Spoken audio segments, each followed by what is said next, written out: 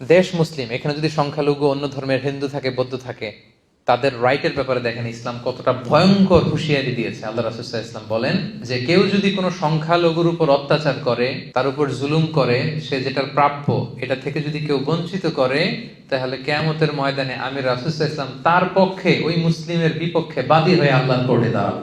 আপনি নামাজ পড়তে পড়তে কপালে দাগ ফেলাই দিয়েছেন, দাড়ি রাখতে রাখতে এত লম্বা জুব্বা, এরপরে হিন্দুদের বাড়ি দখল করতেছেন আর বলতেছেন আপনি বড় হাজী সাহেব। আল্লাহ রাসূল সাল্লাল্লাহু আলাইহি ওয়াসাল্লাম বলেন কিয়ামতের দিন আল্লাহ রাসূল ওই হিন্দুর পক্ষে থাকবে, আপনার বিপক্ষে। কথাটার ওজন খেয়াল করেন। আল্লাহ রাসূল সাল্লাল্লাহু আলাইহি ওয়াসাল্লাম বলেছেন তুমি মুসলিম হও, তুমি হাজী হও, তুমি যেটা হও, তোমার বিপক্ষে থাকবে আমার অবস্থান কিয়ামতের দিন। আচ্ছা, সোজা সাপটা একটা আনসার দেন। রাসূল সাল্লাল্লাহু আলাইহি ওয়াসাল্লাম যদি কারো বিপক্ষে বাদী হয়ে দাঁড়ায়, যার শাফাআত ছাড়া আমরা জান্নাতে ঢুকে কল্পনাই করতে পারি না, তিনি আমার বিপক্ষে আল্লাহর সুপ্রিম কোর্টের ট্রাইব্যুনালে আমার বিপক্ষে, জান্নাতে যাওয়ার কোনো সুযোগ কি আমার সেদিন থাকবে? জন্য খবরদার।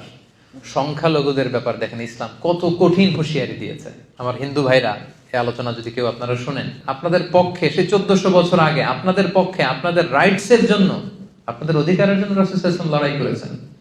স্পষ্ট ঘোষণা, সংখ্যালঘুদেরকে আক্রমণ করলে, এদের উপর অত্যাচার করলে, জুলুম করলে, এদের প্রাপ্য অধিকার থেকে বঞ্চিত করলে, আমি নবী কিয়ামতের দিন সংখ্যালঘুর পক্ষে দাঁড়াবো, তার বিপক্ষে দাঁড়াবো।